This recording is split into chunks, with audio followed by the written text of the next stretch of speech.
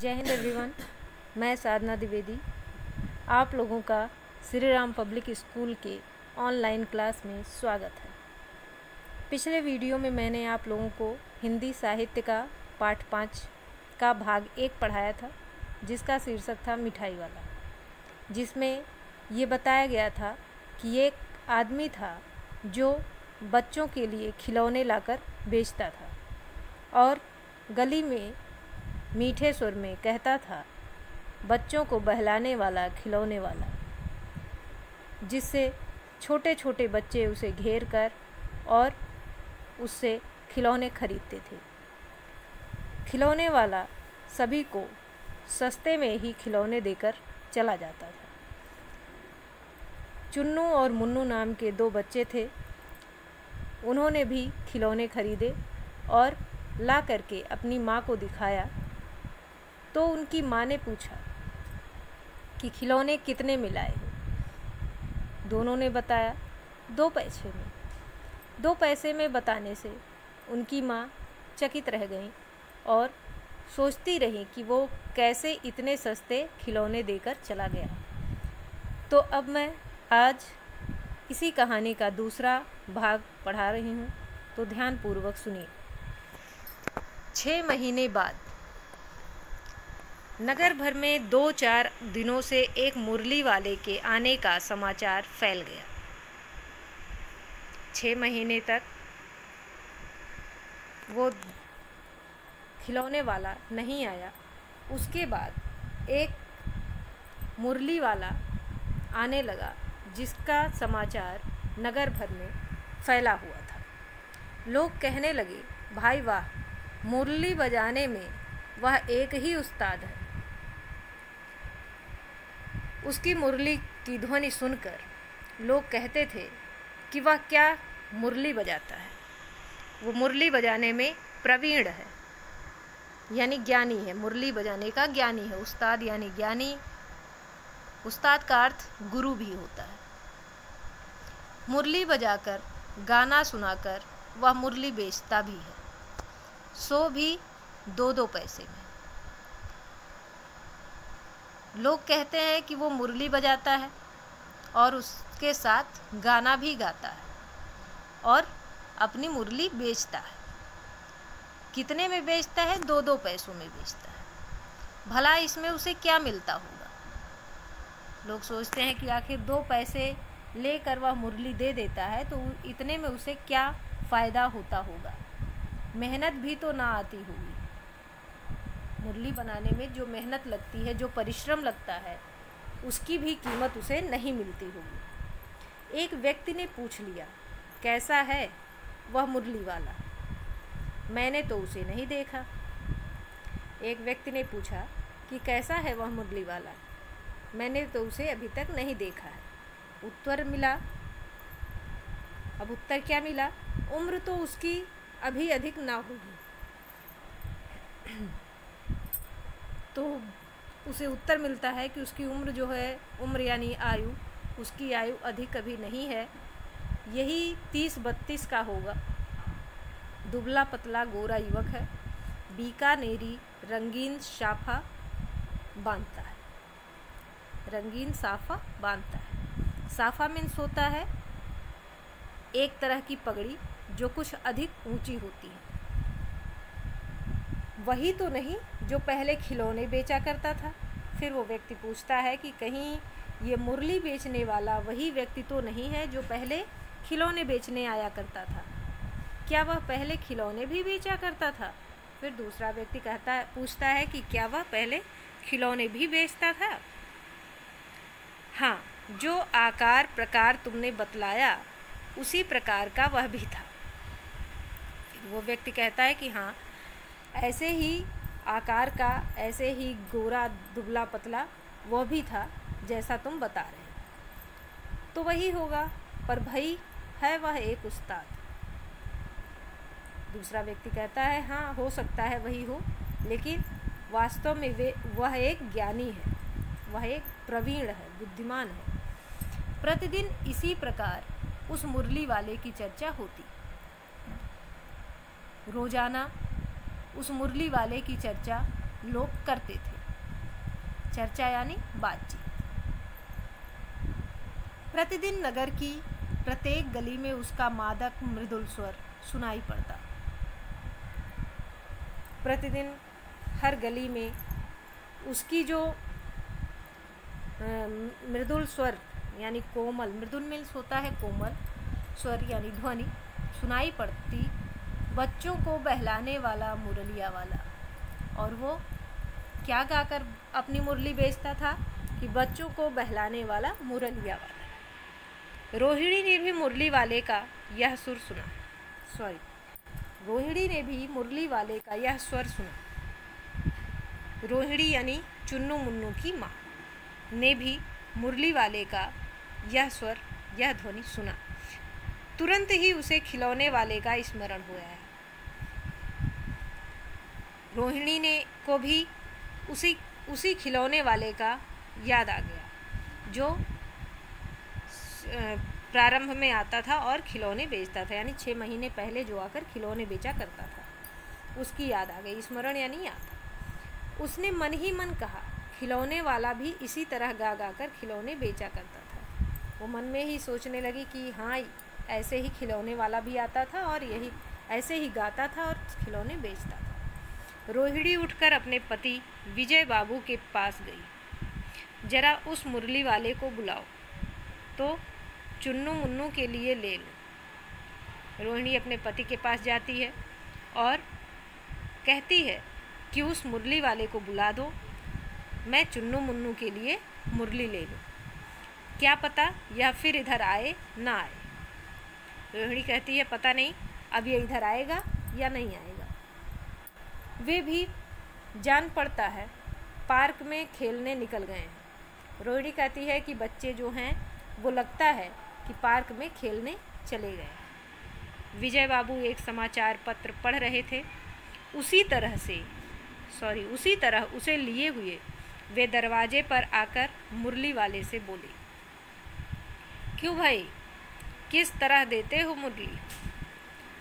विजय बाबू यानी रोहिणी के पति एक समाचार पत्र पढ़ रहे थे। उसे लेकर ही वे दरवाजे तक गए और उस मुरली वाले से बोले कि कितने में मुरली देते हो या दे रहे हो। किसी की टोपी गली में गिर पड़ी, किसी का जूता पार्क में ही छूट गया और किसी की सोथनी मीन्स होता है पाजामा, ही ढीली होकर लटक आई है। अब यहाँ पे बताया गया है कि बच्चे इस तरह दौड़ते हुए उस मुरली वाले के पास आए कि किसी की टोपी गली में गिर पड़ी, तो किसी का जूता पार्क में ही छूट गया, तो किसी का जो पाजामा था वो ढीला होकर लटक आया है। इस तरह दौड़ते हाँफते हुए बच्चों का झुंड आ पहुंचा। यानी जो बच्चे पार्क में खेल रहे थे, उस मुरली वाले की ध्वनि सुनकर सब बच्चे उसके पास आ गए। एक स्वर से सब बोल उठे, एक ही साथ सब बोल उठे, हम भी लेंगे मुरली और हम भी लेंगे मुरली। सब बोलते हैं हम भी लेंगे, यानी ये तोतली भाषा में अपने बोलते हैं। मुरली मीन्स होता है मुरली, हम भी यानी हम भी, लेंगे, तो इसका अर्थ है कि हम भी लेंगे मुरली। मुरली वाला हर्ष गदगद हो उठा। मुरली वाला बहुत ही प्रसन्न हो गया। हर्ष गदगद मीन्स होता है प्रसन्नता से भरा हुआ। जो मुरली वाला था वो प्रसन्नता से भर गया था। बोला सबको देंगे भैया, लेकिन जरा रुको, ठहरो, एक एक को देने दो। मुरली वाला बोलता है कि ठीक है, रुक जाओ, सभी को देंगे, लेकिन थोड़ी देर रुको, अभी एक एक करके मैं सबको दे दूँगा। अभी इतनी जल्दी हम कहीं लौट थोड़े ही जाएंगे। मुरली वाला कहता है इतना जल्दी थोड़ी मैं चला जाऊँगा, बेचने तो आए ही हैं और हैं भी इसी समय मेरे पास 1-2 नहीं, पूरी 57। मुरली वाला बोलता है बेचने तो आया ही हूँ और मेरे पास इस समय 1-2 मुरली नहीं है, पूरी 57 मुरली हैं। हाँ बाबूजी। फिर वो विजय बाबू से पूछता है, हाँ बाबूजी, क्या पूछा था आपने? कितने में दी? दी तो वैसे 3-3 पैसे के हिसाब से हैं, पर आपको 2-2 पैसे में ही दे दूंगा। मुरली वाला कहता है, वैसे तो इसके दाम जो हैं वो 3 रुपए हैं, 3 पैसे हैं, पर आपको 2 पैसे में ही दे दूंगा। विजय बाबू भीतर बाहर दोनों रूपों में मुस्कुरा दिए। विजय बाबू जो थे वो मुस्कुराने लगे, मन ही मन कहने लगे, कैसा है, देता तो सबको इसी भाव से है। मन ही मन सोचने लगे कि सभी को एक ही भाव में देता है, इसी भाव में, भाव यानी मूल्य, पर मुझ पर उल्टा एहसान जता रहा है, एहसान लाद रहा है। फिर बोले, तुम लोगों की झूठ बोलने की आदत होती है, देते होगे सभी को 2-2 पैसे में, पर एहसान का बोझा मेरे ही ऊपर लाद रहे हो। एहसान मीन्स होता है कृतज्ञता या उपकार, यानी मेरे ऊपर उपकार कर रहे हो। मुरली वाला एकदम अप्रतिभ हो उठा। मुरली वाला जो था वो एकदम निराश हो गया, उदास हो गया। बोला, आपको क्या पता बाबूजी कि इनकी असली लागत क्या है? मुरली वाला बोला कि आपको नहीं पता है कि इसकी असली लागत क्या है। लागत यानी व्यय, यानी विक्रय हेतु जो वस्तु बनाई जाती है उस पर पड़ा व्यय।